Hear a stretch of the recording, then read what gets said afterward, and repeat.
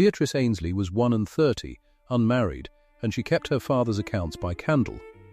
She did the sums no man in the parish would trust to a woman's hand, and at the subscription supper, when she reached for the ledger to check a figure, the gentleman slid it away from her.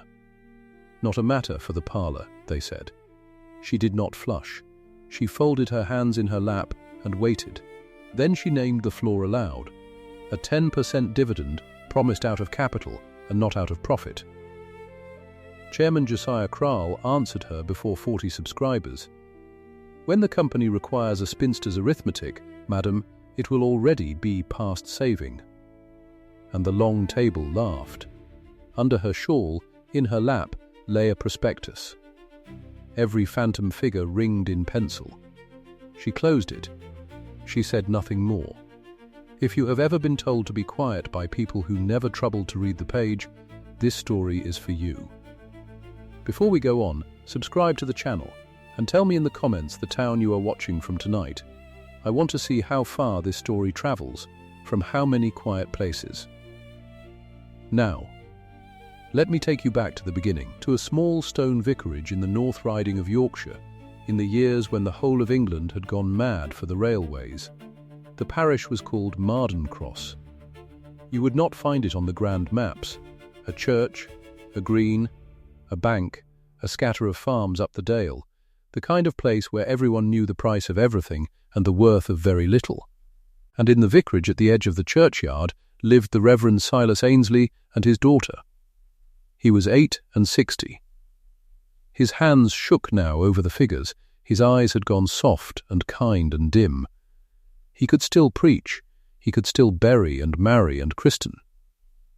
But the accounts of the household, the small, careful accounts that kept a roof over both their heads, those had passed to Beatrice years ago, and she had taken them up the way she took up everything, quietly, exactly, to the farthing.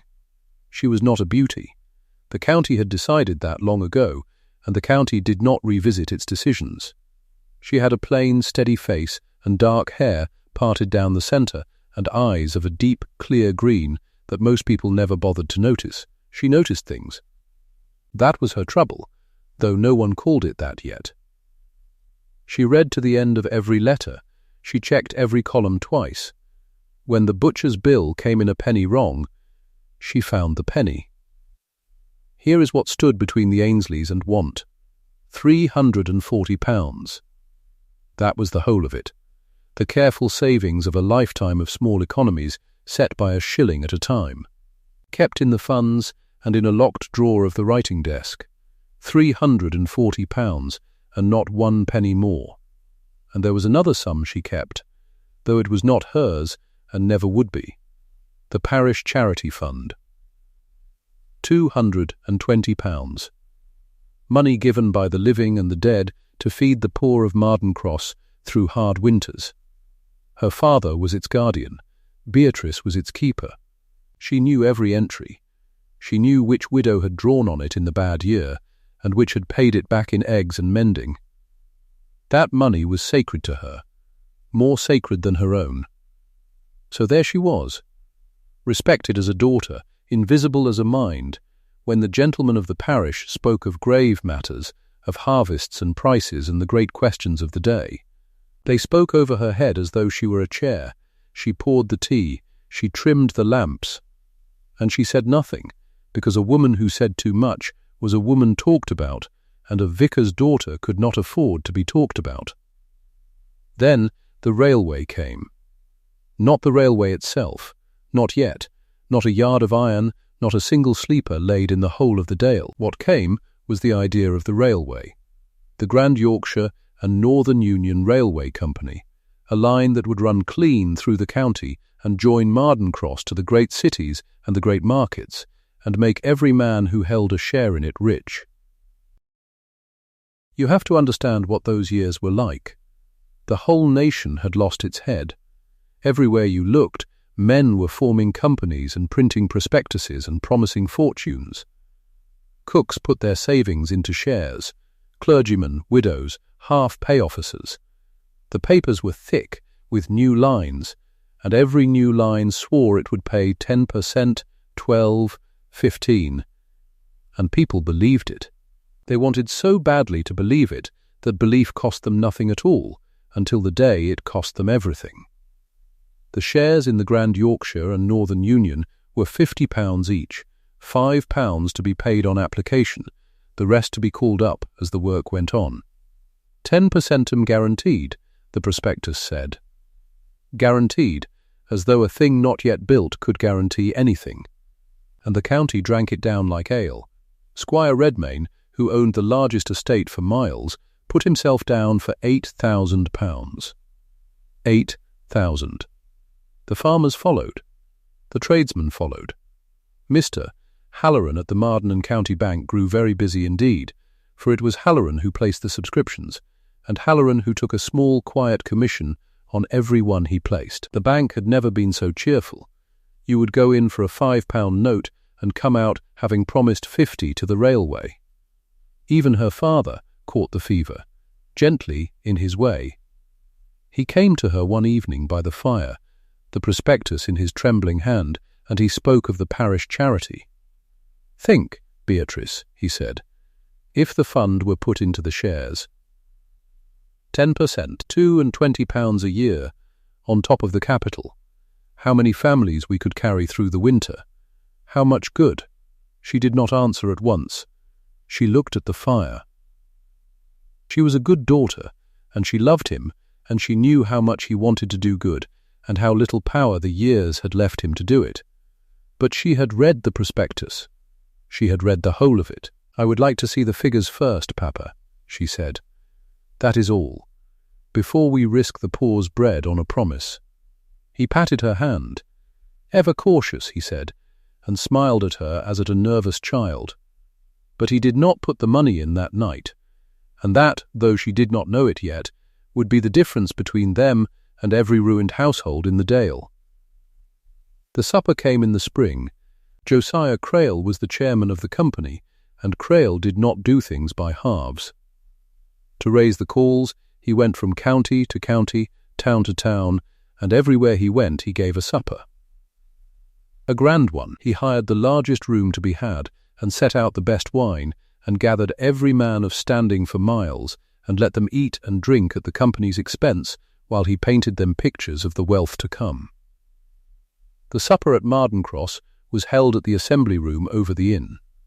40 subscribers, or men soon to be subscribers, sat down at a long table under 100 candles, and because the Reverend Silas Ainsley was the vicar, and because his name lent a supper a certain respectability, he was invited.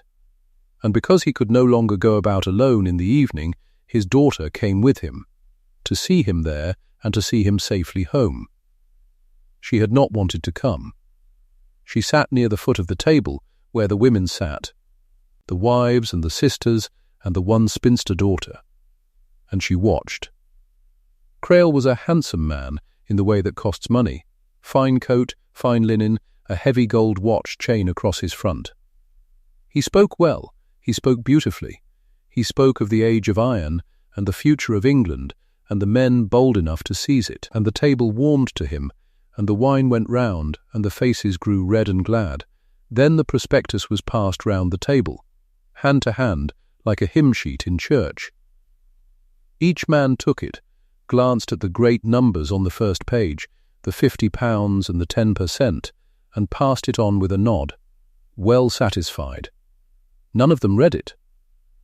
Why would they? The numbers on the first page were the numbers they had come to hear. It reached the foot of the table. It reached Beatrice. And Beatrice read it. She read the first page, and then she turned it, which no one else had done. She read the second, and the third. She read the terms of the calls and the powers of the directors, and the small print at the bottom that the printers had set very small indeed. She read the clause about the guaranteed dividend, and then she read it again, slowly, and a cold, quiet feeling came into her chest. She did not mean to speak. She would tell herself afterward that she had not meant to. But the thing was so plain, once you saw it, that it came out of her almost under her breath as she looked down at the page. "A dividend paid before a single sleeper is laid," she said, must be paid out of the subscriber's own capital. There is no profit yet. There is nothing yet. They can only pay you back your own money and call it interest. She had not spoken loudly. But there is a kind of quiet that carries, and the table had gone quiet just then, and her words fell into the silence like a stone into a still pond. Her father, beside her, gave a small fond laugh, meaning only to smooth it over. She always did read the whole of a thing, he said, patting her hand, even the mortgages. Bless her. And no one marked it, no one caught the weight of what he had said. A woman who reads the whole of a thing, even the mortgages. They laughed a little, kindly at the notion, and let it pass. But you should mark it. Remember that he said it. It will matter more than any man in that room could dream. Squire Redmayne marked her words, though, and Squire Redmayne did not let them pass. He was a large red man with a large red laugh, and he laughed it now, down the length of the table, so that every head turned. "Hark at Miss Ainsley," he said. "The vicar's daughter has been reading the small print. He said it the way you would praise a clever dog. There is chivalry for you, gentlemen. We bring our purses, and the ladies bring their fears." The table laughed with him, not cruelly, not yet. Indulgently, the way a room laughs at a child who has said something forward, and Beatrice felt the heat come up her neck, and she folded her hands in her lap and kept her eyes down, and said nothing more just then. But it was not fear. That was what none of them understood, and what she could not make them understand. It was not that she was afraid, it was that she had read the page, and the page was lying to them, and she could see it as plainly as she could see the candle guttering in front of her. That is a lonely thing. To see a thing clearly in a room full of people who have decided not to. Down at the head of the table, Halloran the banker leaned to the man beside him and murmured something, and the man laughed and nodded, and drew out his pocketbook then and there.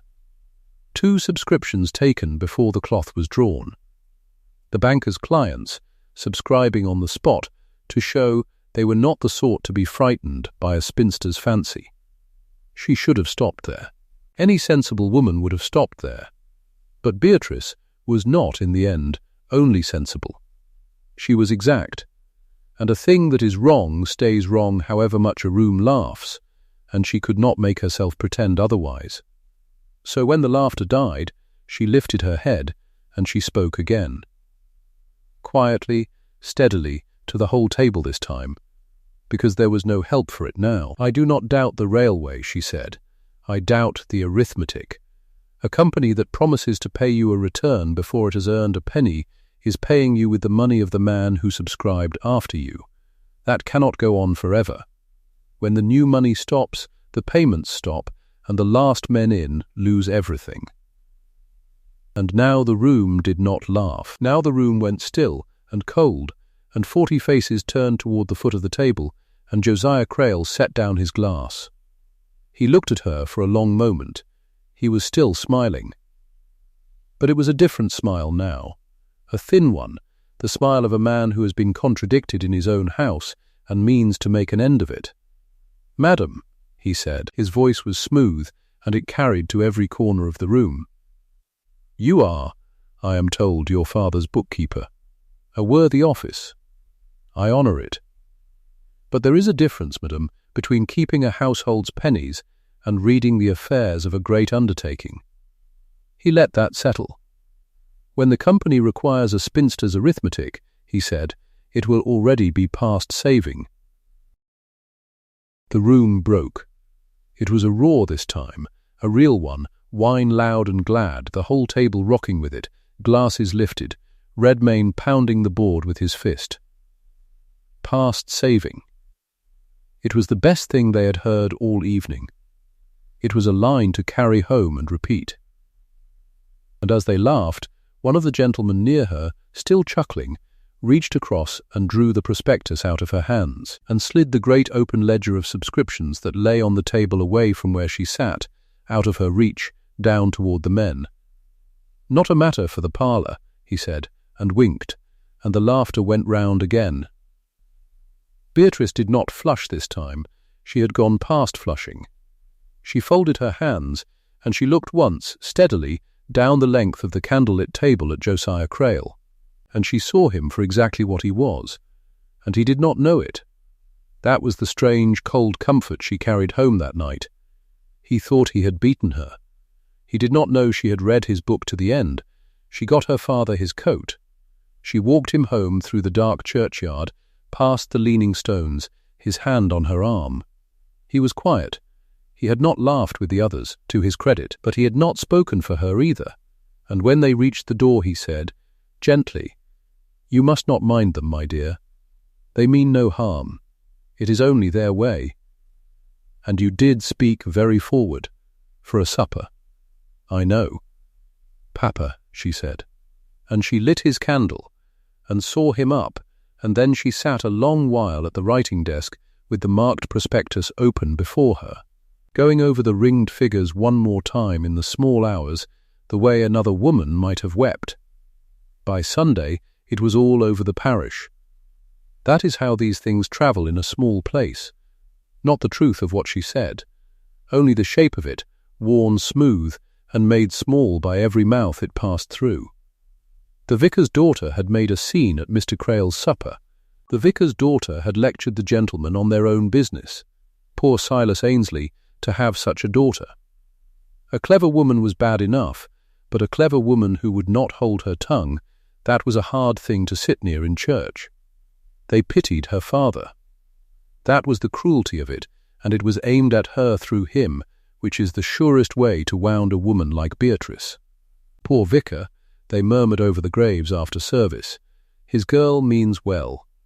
It is the disappointment, you know. A woman not married at 31, it sours them. She thinks too much. She heard it. Not all of it, but enough.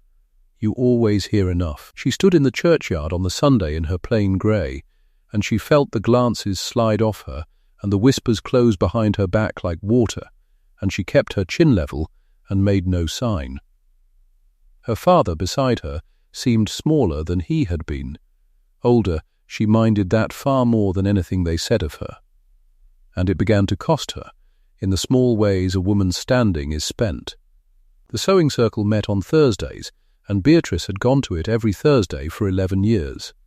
She went that Thursday, and the room was a little cooler than it had been. The talk stopped when she came in, and started again a beat too late. Mrs. Vane, who ran the circle, was very kind to her, in the particular way that lets everyone see how kind you are being to someone who has disgraced herself. Beatrice sat and sewed and said little, and left early, and was not much missed. There was more than that, though she would not have named it aloud even to herself. There was a Mr. Ellery, a widower of the next parish, a decent man with a decent living, who had called at the vicarage twice that spring, and whose calls had begun to mean the thing such calls mean. His aunt kept his house and ruled his prospects. And after the supper, the aunt let it be known, in that way aunts have, that she had heard Miss Ainsley was a great one for arguing with gentlemen, and that a wife who could not keep a civil silence was a cross a sensible man did well to avoid. Mr. Ellery did not call a third time. Beatrice noted it the way she noted a bill come in wrong, a small ache, quickly folded away. She was 31. She had not truly expected it. But she had, perhaps, let herself hope a little in the private way that costs the most. And now that, too, was spent, and spent for the sake of a thing she had said that was true. That is a bitter exchange. Your future, for a fact no one thanked you for. She might have grown quiet then, bitter and quiet, and let it go. Many would have. But something in her had hardened at that supper, some small exact core of her, and it would not let the thing lie. She had been laughed at for reading the page. Very well, she would read the rest of it. So she began, quietly, to find out. She still had the prospectus. She read it now not as a warning but as a case to be proved, and the deeper she went, the worse it looked. There was a clause she had passed over that first night, and she found it now and read it 3 times. The company was governed, until the works were begun, by a provisional committee. And the provisional committee, the clause said, had secured the land for the line by option only. Options, not purchases. They had not bought a single field. They had paid a few pounds for the right to buy. Later, if they chose. A railway company that owned no railway and no ground to lay one on, only paper and the right to more paper. And still the calls went out. The second call came in the summer, £15 a share, now on top of the 5 already paid, £15, and the notices posted in the bank and read from door to door, and every subscriber in the Dale reaching again into his strongbox or, worse, into his neighbour's, to find it. £15 a share for a line on which not 1 yard of track had been begun. Not a rail, not a sleeper, not a spadeful of earth turned in the whole length of the promised route. She walked the Dale herself one afternoon, along the ground the map said the iron would run, and there was nothing there but the same grass and the same sheep and the same dry stone walls that had always been there. Nothing, and the county was pouring £15 a share into nothing, and calling her the fool. She sat by candle those nights, after her father was abed, and she copied every figure.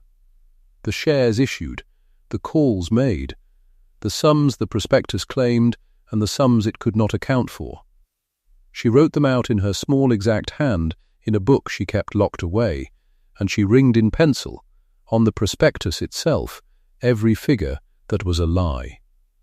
The guaranteed dividend, the land not bought, the profit that did not exist, ring after ring, in soft grey pencil, until the pages of that prospectus were a map of the whole swindle, plain to anyone who cared to read it. And no one did. No one but her.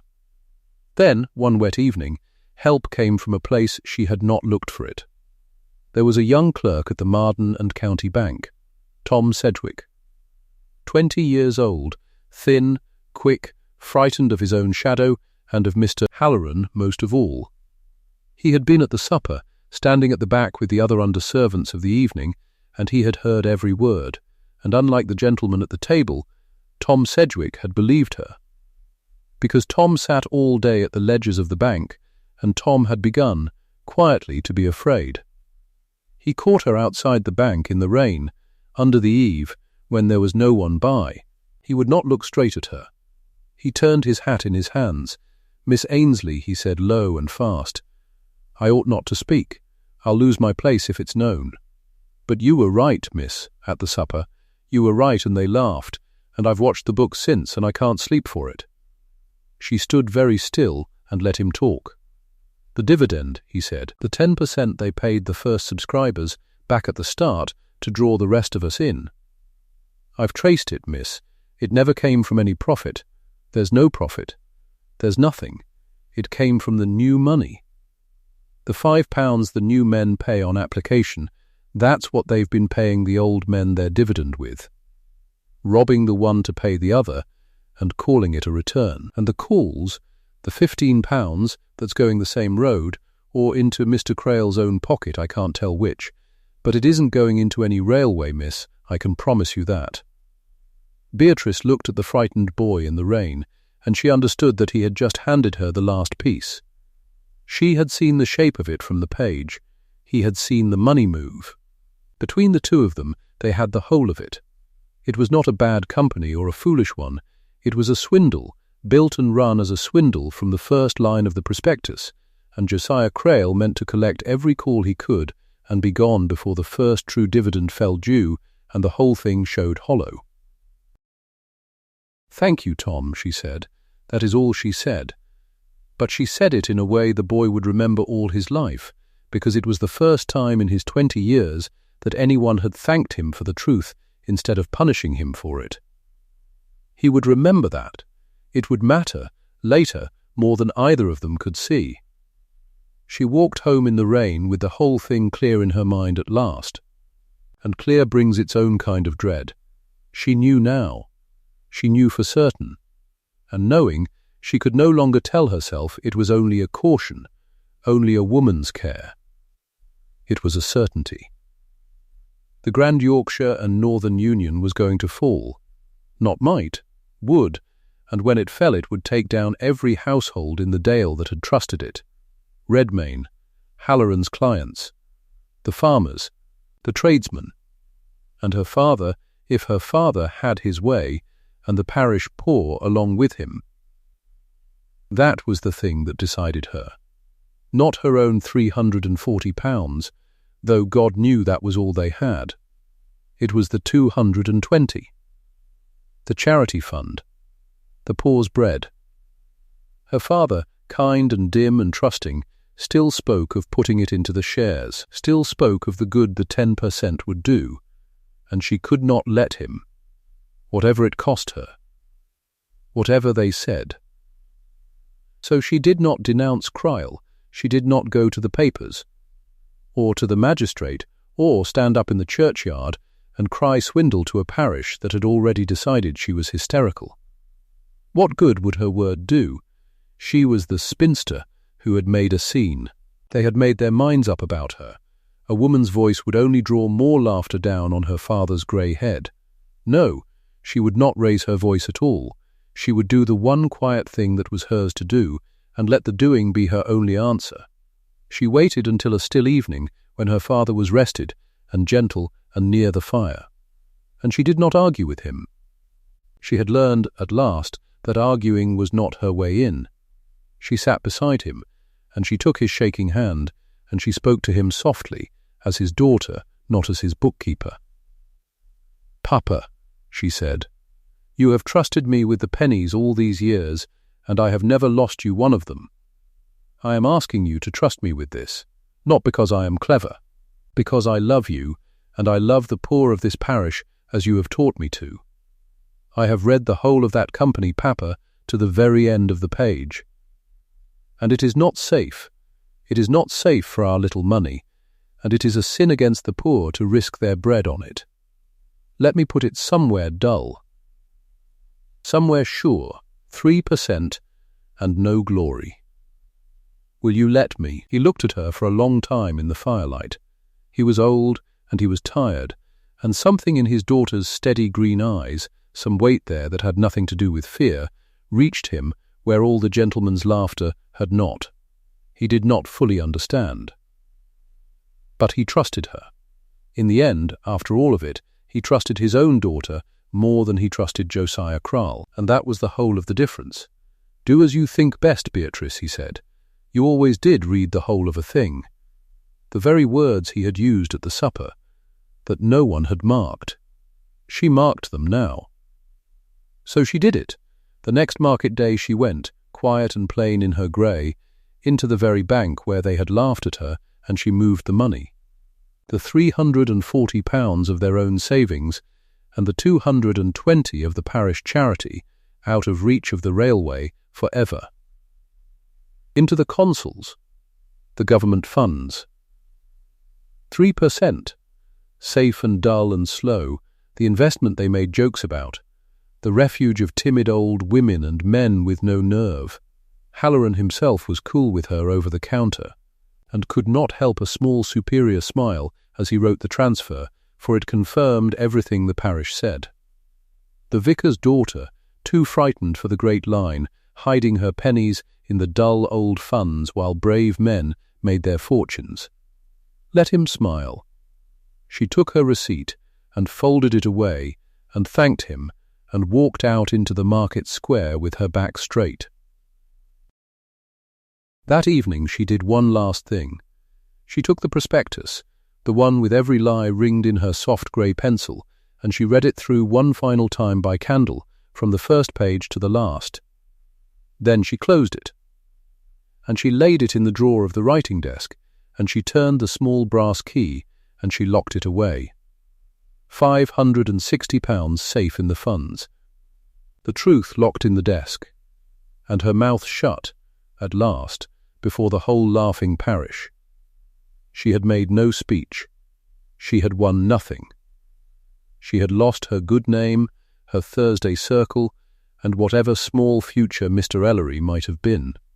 And out there in the dark dale, the county went on pouring its money into Josiah Crale's beautiful nothing, and calling her the fool for keeping out of it. She sat in the candlelight with the key in her hand, and no one in all the world who knew she was right, save a frightened boy in a wet coat and her own quiet heart. And somewhere south, in London, in an office she would never see, the first crack was already running through the thing. The calls were nearly all collected now. Crale had almost all he had come for, and a great undertaking that owns no land, and lays no track, and pays its dividends out of the pockets of the men still queuing at the door, can only stand for exactly as long as the queue does. The queue at the Marden and County Bank was longer than ever that week. She had passed it on her way out. Farmers with their savings in their fists, waiting to hand another £15 a share to nothing at all. She wondered, turning the little brass key over in her fingers, how many days that queue had left. The answer came in 19 days.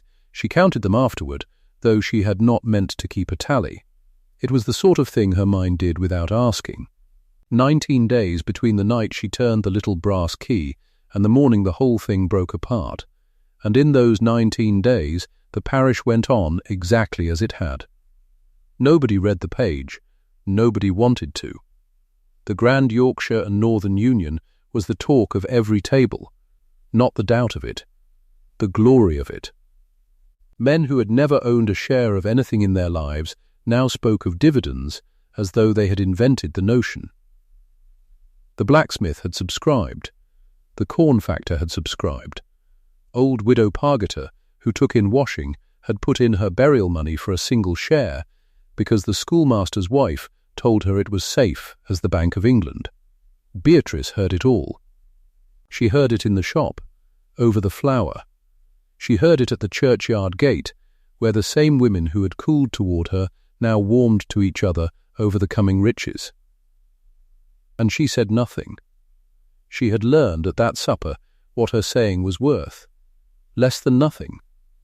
A thing to be laughed at, and slid down the table. So she folded her hands, and she kept her father's books. And she waited. The London papers came up to Marden Cross 3 days behind their date. Mr. Halloran took the Times at the bank, and the vicar took it after him, second hand, for a penny. Beatrice read it at the kitchen table by the last of the daylight. And one Tuesday, low down in a column of prices, in print so small a man might miss it, she found the first crack made visible. The shares had eased. That was the word. Eased. From £50 they had slipped to 41. She read it twice.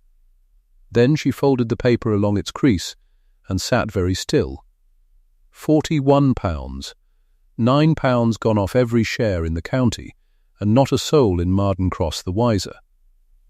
She thought of the farmers in the queue, she thought of Widow Pargeter's burial money, and she thought, with no pleasure in it at all, only a cold and dreadful certainty, it has begun.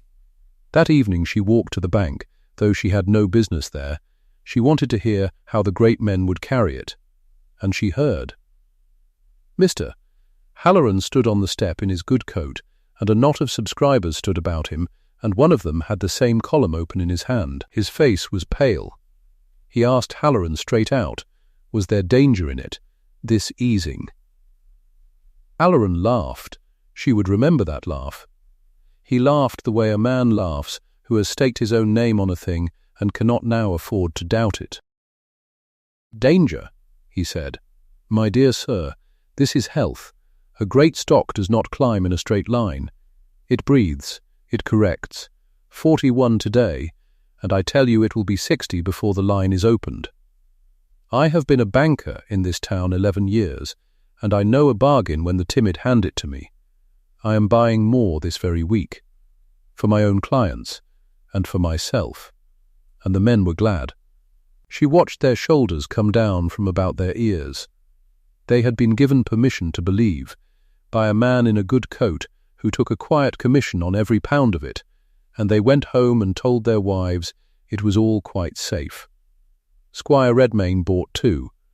She heard of it from the carrier, the squire, who had £8,000 in the thing already, had gone and mortgaged the low farm, the good farm, the one his grandfather had drained, to raise the money for the second call. £15 a share, on hundreds of shares, and not a yard of track laid anywhere in the riding to show for it. He had put his land against a promise. Because the promise wore a good coat, and the doubt of it had worn a spinster's shawl, Beatrice went home and did not sleep. It was Tom Sedgwick who kept her steady through those days. He came to the vicarage now, when he could, on some errand or other that fooled nobody but was never questioned, because who questions a bank clerk carrying a bank's papers? He would stand in the scullery passage with his hat in his hands and give her the figures in a low voice, quick, before anyone came. "The dividend's been paid again," he told her the second week. "The first one. 10 centum, like they swore. Only I've followed it through the books, Miss Ainsley, same as before, and it's the new men's money paying it. The £5 the new men pay on application, it goes straight out again to the old subscribers as their dividend. There's no other fund. There's no line. There's no earnings. It's the one pocket paying the other and calling it profit." "I know," she said gently. "You told me." "You were right. Nobody else believes it." "I believe it, Tom, and one day, very soon now, the whole of them will believe it, and they'll wish they had listened to a boy in a wet coat." He looked at her then, this frightened lad of 20, as though she had handed him something he had needed his whole life and never had. To be believed. Just the once. She saw it land on him, and she was glad, in the middle of all that coming ruin, that she could give him that much. "Keep your head down," she told him. "Do your work. Say nothing to anyone. When it breaks, you'll have your part to play, and you'll want your place at the bank to play it from. Do you understand me?" "Yes, miss, good boy. Now go home before the rain sets in." The rumour reached her that she had feared would reach her. It reached her sideways, the way such things do. The curate's wife let it fall, not unkindly, over the mending that Mr. Crale himself, down in York, had heard there was a woman up at Marden Cross stirring doubt against his company, making mischief, unsettling the subscribers. And that Mr. Crale had said to a gentleman who carried it faithfully back that a company such as his had friends in high places, and that a parish living was a fragile thing, and a vicar who could not govern his own household might find his patron less warm than he had been. Beatrice set down her needle. There it was, not aimed at her. She was nothing, she could be ruined at no cost and no notice. It was aimed at her father. At the pulpit, at the roof over the old man's head and the work that was the whole meaning of his life. Crale, or Crale's friends, would have the living from under him to punish a woman's arithmetic. She sat with that a long while. Her father knew nothing of the threat, and she did not tell him. He was 68. He trusted gentlemen of standing more than he trusted his own girl, and if he heard that his standing was in danger for her sake, it might break something in him she could not mend. So she carried it alone, as she had carried all of it alone. She held her tongue, and she held her nerve, and she trusted the one thing she had trusted all along. The page. The arithmetic, the queue that could only stand as long as new men joined the back of it. And then, one grey Thursday, in the third week, the queue stopped. The news came up the road ahead of the papers, the way only very great news does. A man rode in from York with his horse in a lather, and his face the colour of tallow, and by noon the whole town had it, and by evening the whole dale. The Grand Yorkshire Northern Union had suspended. The shares that had been £50, that had eased to 41, had gone in a single London morning to a few shillings, and then to nothing anyone would name. The offices in the city were shut, the clerks were turned into the street, and Josiah Crale, chairman, promoter, the man who had promised 10 centum guaranteed before 40-seated guests, was gone. Not resigned, not fallen ill. Gone, with the calls in his pocket. Nobody knew to where. A receiver was appointed within the week. The Board of Trade opened an inquiry. And a phrase began to travel up from London and through the county, printed in the very papers that had cried the line to the skies a month before. The phrase was this, that the guaranteed dividend had been paid, from first to last, not out of any profit, for there had been none and could be none, but out of the capital of the subscribers themselves, out of their own money. Handed back to them and called earnings, it was, word for word, the thing she had said at the supper table to the laughter of 40 men. She heard it standing in the kitchen with a wooden spoon in her hand, from the mouth of the very woman who had cooled to her over the flour. The woman told it to her breathless, as news, having plainly forgotten she was telling it to the one person in Marden Cross who had said it first and been mocked into silence for saying it. Beatrice listened. She said, "How dreadful for them all," and she went on with her stirring. But her hand, she noticed, was not quite steady, and it was not fear that shook it. It was something too large and too old to have a good name. 19 days. She had wondered how many the queue had left, and now she knew, and there was no joy in it, only the queer, heavy peace of a thing long dreaded and come at last. The ruin, when it settled over the parish, was worse than she had let herself imagine. It was not gentlemen, it broke first. Gentlemen have farms to mortgage and cousins to borrow from. It was the small people. It was the blacksmith who had put in his savings and now stood in his cold forge doing sums that would not come right. It was the corn factor, ruined outright. It was Widow Pargeter, who had put in her burial money, all she had against a pauper's grave, and had it back as a share certificate worth less than the paper it was engraved upon. Beatrice saw the old woman on the churchyard path, holding the certificate in both hands, turning it over as though the money might be printed on the back, if only she looked. That was the county drunk on the new line, sobered in a single morning and sick to the soul. The receiver's men came to Marden Cross to read the company's books, because so much of the swindle's money had been gathered through the Marden and County Bank. They set up in the bank parlour, the same room where Halloran had placed 100 subscriptions and pocketed his quiet commission on every one. And half the town crowded in to hear it, because it was their money being spoken of, their savings, their ruin, and a man will stand a long while in a cold room to hear the shape of the thing that has swallowed his life. Beatrice went too. She had every right. Her father was a subscriber of record, on paper, from before she had drawn the money out. She went, and she stood at the back, in her grey shawl, exactly as she had sat in her shawl at the supper, and nobody slid anything away from her hand this time, because nobody noticed her at all. The receiver's solicitor was a spare, dry man from Leeds, with spectacles and no patience for anybody. He laid the company's own ledgers open on Halloran's counter, the very counter, and he read the fraud aloud, phrase by phrase, in a flat voice that made it worse than any thunder could have.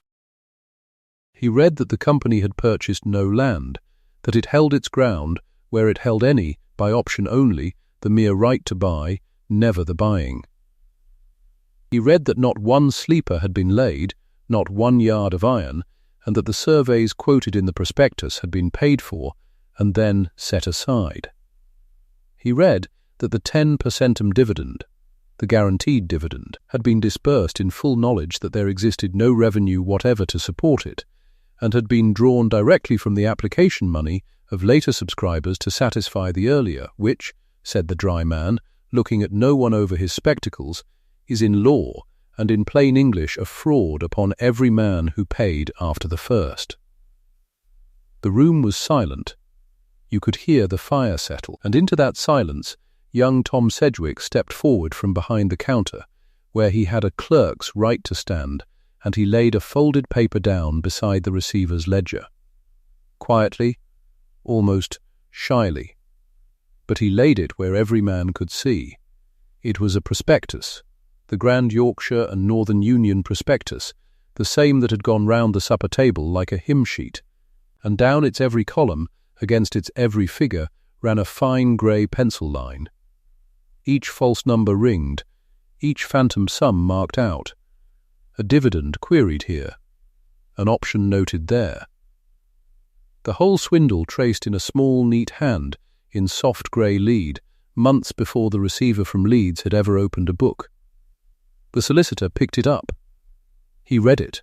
He turned the pages, and his dry face did a thing it had not done all morning. It changed.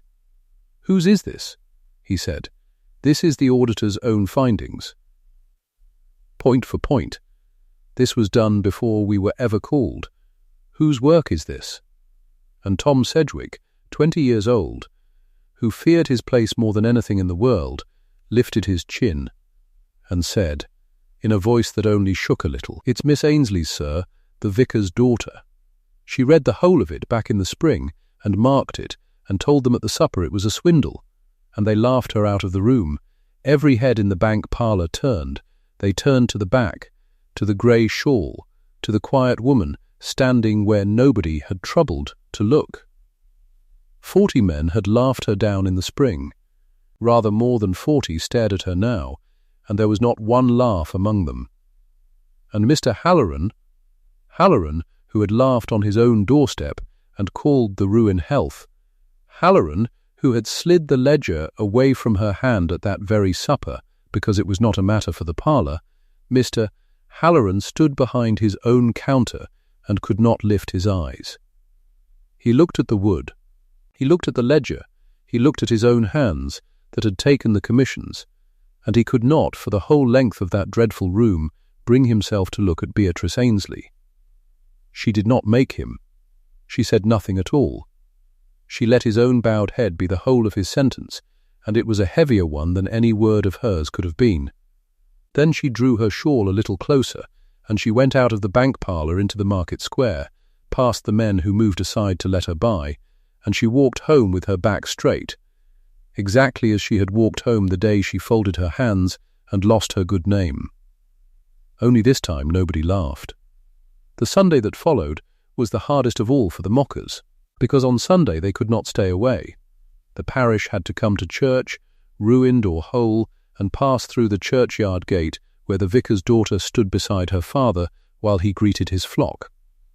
The same gate, the same congregation who had whispered her down through the summer, she stood in the one place they could not avoid her. Squire Redmayne came late, and came on foot, which he had never done in his life, the carriage being an economy now, with the Low Farm mortgaged and the £8,000 gone to the wind. He was grey about the face. He had been the county's largest man, and was now a man with a great house and a great debt, and nothing between them. And he had to pass her at the gate. He stopped.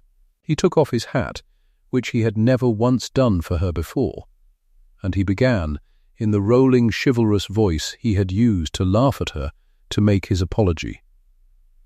"Miss Ainsley," he said, "I find I owe you, that is, the county owes you, a very great, I confess I did not.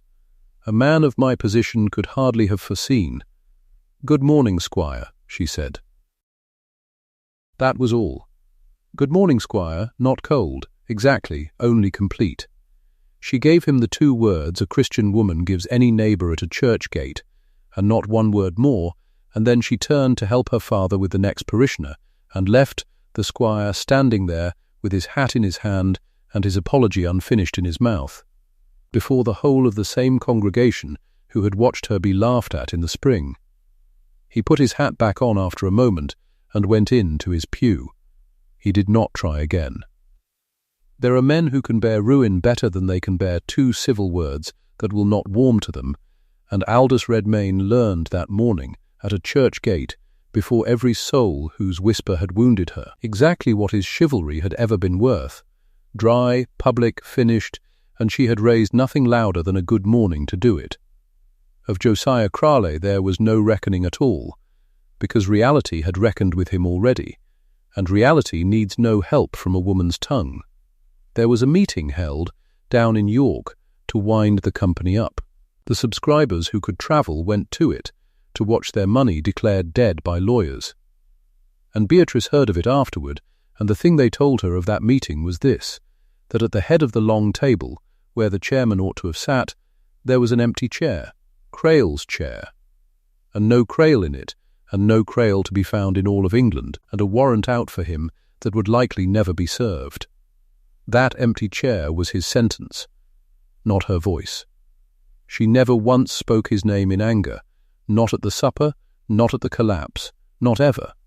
The newspapers damned him, column after column, and the Board of Trade damned him, and the empty chair at the head of the table damned him loudest of all. He had wanted to raise the calls and vanish before the first dividend fell due, and he had done exactly that, and the doing of it was the whole of his ruin, for a man who must run can never come home again. She did not need to humiliate Josiah Crale. He had built the gallows himself out of good coats and beautiful figures, and he had walked up the steps of it on his own 2 legs, laughing, all the way. And then, when the ruin had settled, the parish came slowly to a thing it had not once considered through all the drunken summer. It came to it the way it had come to everything, last and reluctant, and by way of gossip. But it came. There was one household in Marden Cross that had not been touched. One house where no savings had gone into the shares, where no farm was mortgaged, and no burial money lost, and no certificate turned over in trembling hands to find nothing on the back. The vicarage. The old vicar and his unmarried daughter, who had drawn every farthing out of the railway in the spring, the £340 of household savings, and the £220 of parish charity fund, and put the whole £560 into government consols, dull and safe, at 3%, while the county laughed. £560, whole, every penny of it, paying its quiet 3% through the very weeks that £50 shares went to nothing. The subscribers gathered, the ruined ones, the way they had gathered at the supper, the same faces, the same room's worth of them, only the coats not so good now, and the voices not so loud. And the word went round among them, from mouth to ruined mouth, and it was a bitter and a wondering word. The one solvent household in the parish was the vicarage, the one purse untouched was the spinster's. And more than that, for this was the part that struck them dumb, the parish charity fund, the £220 meant for the relief of the poor, was whole as well, untouched, safe in the funds where she had put it. Which meant that the only relief money left in all of Marden Cross, the only fund with a farthing in it to feed a ruined family through the coming winter, was the one the vicar's daughter had saved from the very swindle that had ruined them. Several of those families were the families of the men who had laughed her down. They would eat, that winter, off the prudence they had mocked. It was at that gathering, or one much like it, that a gentleman finally asked her the question to her face. He was a subscriber of some standing, not unkind, only bewildered, the way a man is bewildered when the whole shape of the world has turned out other than he was told. He came to her, she was there on the parish's business, the charity being hers to administer now in fact as well as in name, and he asked her, almost humbly, how she had known, how a woman who kept house in a vicarage had seen through a thing that had fooled bankers and squires and half the gentlemen of the riding. Beatrice considered him a moment, and she gave him the plainest answer she had. "I never doubted the railway, sir," she said. "I doubted the arithmetic. It was there on the page for anyone who cared to read. That was the whole of it." She said it quietly, with no triumph in her voice, and she did not say it twice. But it went round the parish, that line, the way the mockery had gone round the parish in the spring, only travelling now in the other direction, from mouth to mouth until everyone had it, and no one could quite meet her eye while they repeated it. It was there on the page for anyone who cared to read, and not one of them had cared to read it. That was the sting of it, and they knew it, and she never once had to point it out. 6 months on, the Dale was quiet again. Not healed, a thing like that does not heal in 6 months, and some of it would not heal in 11 years. But quiet. The winter had been got through. The frost was off the churchyard now, and the first green was on the hedges, and the Grand Yorkshire and Northern Union was a thing men did not care to speak of, having each of them a wound in it somewhere. The consols paid their steady 3%, as they had every quarter, dull as ditch water and sound as the ground. £560, and it had grown a little, and it would go on growing a little, quarter by quarter, for as long as the government of England stood, which Beatrice judged a safer thing to lean upon than the promises of Josiah Crale.